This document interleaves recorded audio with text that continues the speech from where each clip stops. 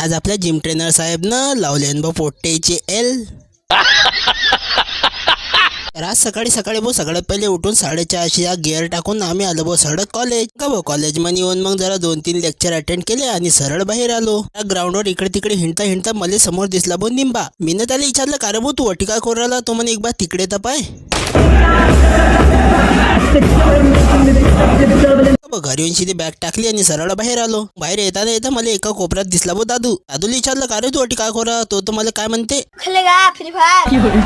मग का भाऊ आपल्या दादू भाऊ जरा 2-3 गेम खेळून संध्याकाळच्या वेळी आपण आलो भाऊ सरळ जिम मध्ये. मग का भाऊ जिमच्या अंदर येताना येता मला भेटला भाऊ ओम आणि वैभव. मग आपल्या दोन्ही भावांसोबत जरा भेटून आपण आलो भाऊ सरळ आपल्या वर्कआउट कडे. आज होता आपला चेस्टचा राऊंड. मग जरा आम्ही 1-2 बेंच मारले आणि तेवढ्यात आमचे ट्रेनर साहेब आले. मग भावांनो ट्रेनर साहेबच्या निगराणी म्हणे जे चेस्ट मारली की नाही सीधी फाटून 4च झाली.